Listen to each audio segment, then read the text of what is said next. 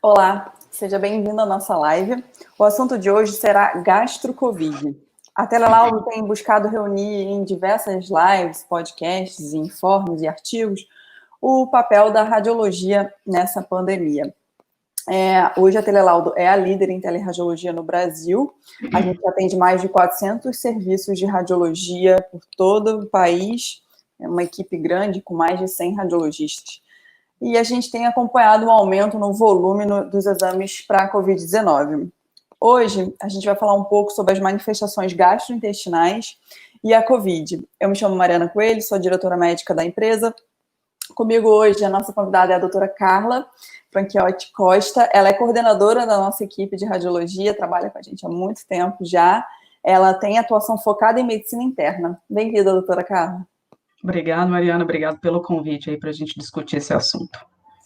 A Covid é uma doença infecto-contagiosa, né, com mais de 12 milhões de casos no mundo e já 1,7 milhões de casos somente no Brasil. Com o avanço da infecção por coronavírus, é cada vez mais evidente, pelos mais diversos estudos e publicações, o caráter multifásico e multissistêmico dessa doença.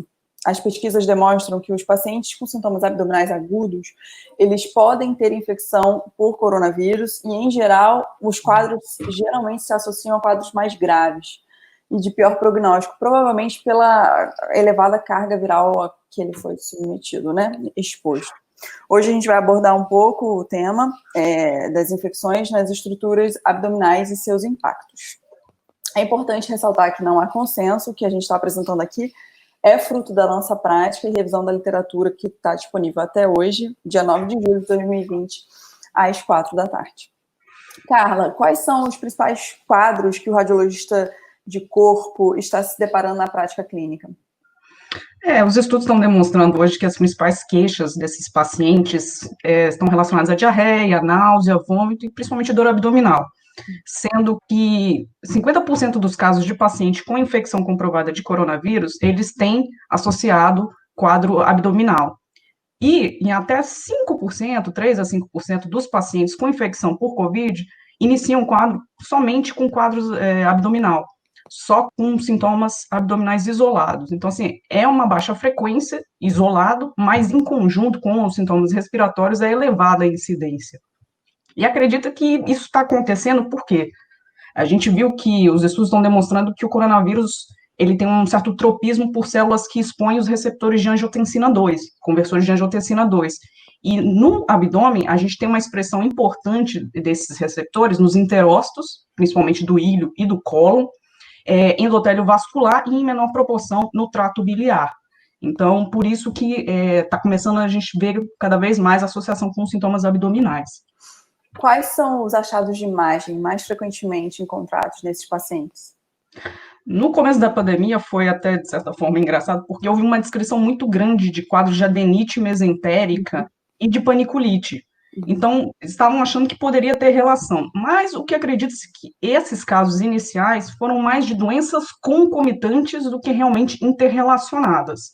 E hoje o que a gente está vendo está muito ligado à fase da infecção. A gente tem uma fase inicial que ela consiste na replicação e na resposta viral, e uma outra fase tardia da infecção, que é a chamada tempestade de citocinas, né? Que a gente tem uma hiperinflamação acentuada do paciente. Geralmente, nos estágios iniciais, a maioria desses pacientes, eles não têm muitos achados de imagem expressivos. Quando muito, a gente vê sinais de infecção, né, que é aquele padrão inflamatório com espessamento mural, um realce estratificado, mas sem sinais de obstrução. Além disso, a gente, pelo próprio quadro de diarreia, a gente pode ter uma distensão de alças, né, com acúmulo de líquido, mas que não é obstrutivo, é só pelo quadro de diarreia mesmo.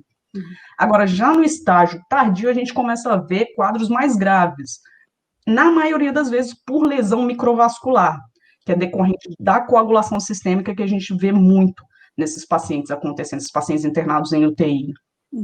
Os exames anatomopatológicos, eles estão demonstrando necrose isquêmica mural com trombos nas arteríolas submucosas. Com isso, quais vão ser os sinais? Vão ser os sinais de enterite isquêmica, espessamento mural de novo, mas aí a gente já vai ter quadro de congestão mesentérica, a gente pode ter focos gasosos murais, né, a pneumatose. Além disso, eles podem complicar para quadros mais graves, que é o gás no sistema porta. Geralmente são casos muito graves. Além disso, pela própria predisposição à coagulação, a gente pode ter quadros menos frequentes, mas de infarto enteromesentérico, trombose portal. Então, assim, são quadros muito graves. E, além disso, a gente tem que lembrar, são pacientes, na maioria das vezes, intubados. Então, a gente tem um outro agravante nessa história, são pacientes submetidos à ventilação positiva, por pressão positiva. Com isso, a gente tem uma deficiência do retorno venoso, da vascularização mesentérica mesmo. Então, assim, é todo um conjunto de realmente quadros muito, né, graves. Fatores. É multifatorial, não é só o vírus em si, a gente tem uma gama de fatores contribuindo para esses casos. E existe alguma evidência de acometimento de outros órgãos abdominais, que não só a parte entérica? A entérica é a que está sendo mais demonstrada, mas ainda existem relatos de acometimento do sistema hepatobiliar, seja por infecção direta ou pela própria resposta inflamatória exacerbada, né? A gente pode ter colestase, distensão da vesícula, pode ter um acúmulo de lama biliar, pode até eventualmente desenvolver um quadro de colicistite, esses pacientes. A gente pode ter sinais de dano hepático, principalmente com um acúmulo de gordura, esteatose e edema periportal, e com isso, nos exames de laboratório, a gente pode ver elevação das enzimas canaliculares, enzimas hepáticas, que vão estar mostrando aí um dano hepático importante. Fora os medicamentos que são usados, sim, né? Sim, por isso que a gente está falando, né? É um quadro multifatorial, não é só o vírus, o tratamento em si também, ele é muito agressivo, né, ao paciente. Então, são muitas as complicações abdominais que a gente pode ter. Verdade. Diante toda essa nossa discussão, o que você acha que o radiologista precisa entender e qual a participação dele nesse contexto de pandemia, com os exames de imagem? Hoje, principalmente identificar fatores de risco nesses pacientes para quadros mais graves, né, como a gente vê na literatura falando, pacientes obesos, com sobrepeso, eles tendem a ter quadros mais graves. E a associação com esteatose nesses pacientes também se mostrou um fator agravante na infecção por COVID. Então, é importante para o radiologista do abdômen estar demonstrando para o clínico assistente, olha, o paciente tem esses fatores de risco, então é para abrir mais o olho. Além disso, pacientes obesos, eles são já inflamados, né, de uma forma geral, eles têm um quadro de hiperinflamação, mais um agravante. Mas, assim, eu acho que o interessante, na minha parte, que eu mexo tanto com tórax quanto o abdômen, mas principalmente para quem mexe muito com o abdômen, é que, mais do que nunca, a avaliação das bases pulmonares pelo radiologista é essencial. Por mais que você não tenha aquele contexto todo global, que você veja todo o parênquima, você vê achados que possam sugerir pneumonia viral nesse paciente, é importantíssima a descrição minuciosa. E a orientação para o clínico assistente.